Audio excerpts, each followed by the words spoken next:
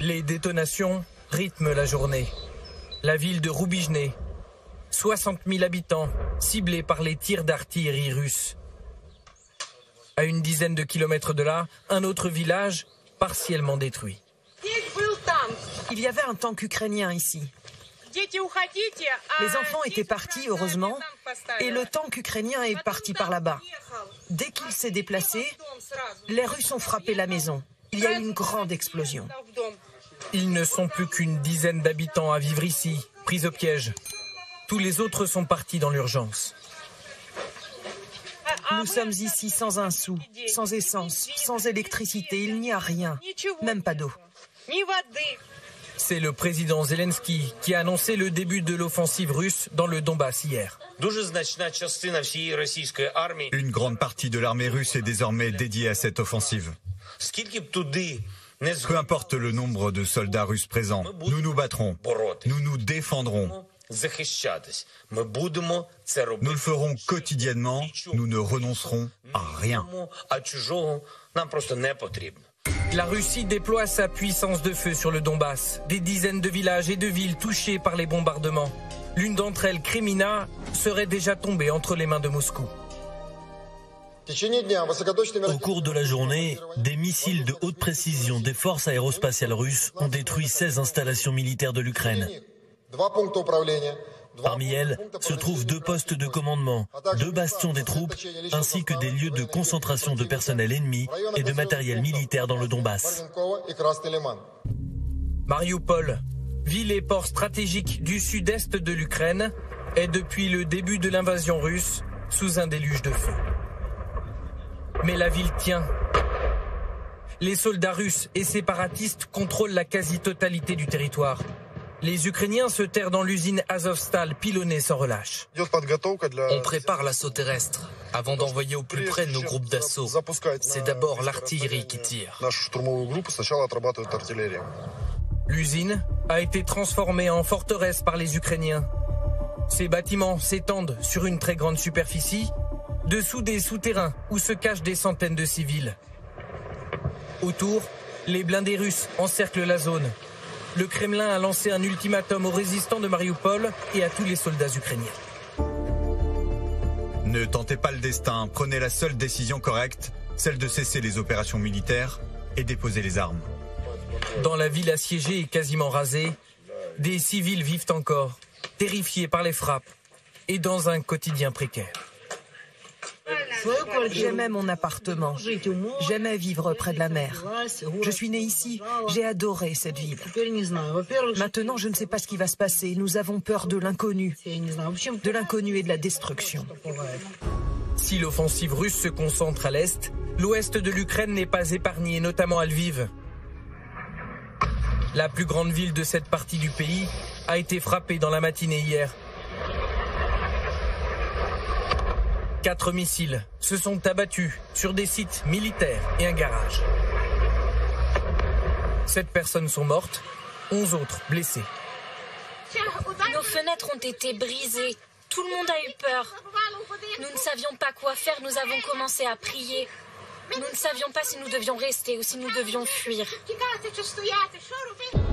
À Boutcha, le dernier décompte des victimes pendant l'occupation russe atteint 403 morts. Depuis le début, l'Ukraine accuse les soldats de la 64e brigade de fusiliers russes d'avoir commis ces exactions. Hier, Vladimir Poutine les a décorés d'un titre honorifique. Comble du cynisme, il salue leur héroïsme et leur professionnalisme. Au 51e jour de la guerre en Ukraine, lourde perte pour l'armée russe. Hier, le navire amiral Moskva a coulé au large de la mer Noire. Kiev revendique l'attaque. Le croiseur Moskva a été touché par des missiles anti-navires Neptune. Il a subi des dommages importants. Un incendie s'est déclaré, d'autres navires ont essayé d'apporter leur aide, mais la tempête et la puissante explosion des munitions ont retourné le navire. Dans un message vidéo, le président Zelensky savoure le fait d'armes et enfonce le clou. Nous montrons que la place des navires russes est au fond de l'eau. Moscou, humilié, nie et préfère s'en tenir à la thèse d'un incendie accidentel à bord. Dans les deux cas, un sérieux revers militaire et un coup dur pour la défense russe, selon les autorités américaines. C'est un croiseur très puissant, avec 500 marins à son bord. Un élément clé de leur effort pour établir une domination navale en mer Noire. Cela aura des conséquences sur leur capacité de combat. Plus au nord, le Kremlin accuse Kiev d'avoir bombardé un village russe frontalier, faisant 7 blessés. L'armée ukrainienne dément, mais le porte-parole de la défense russe annonce des représailles.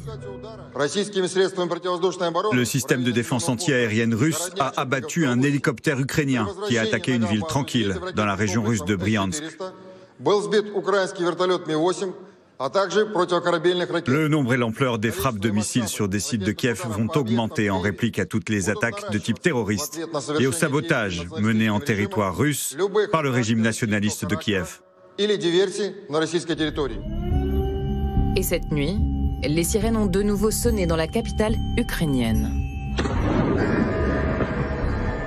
Une usine d'armement a été détruite par des frappes russes près de Kiev. La CIA redoute une escalade de la violence.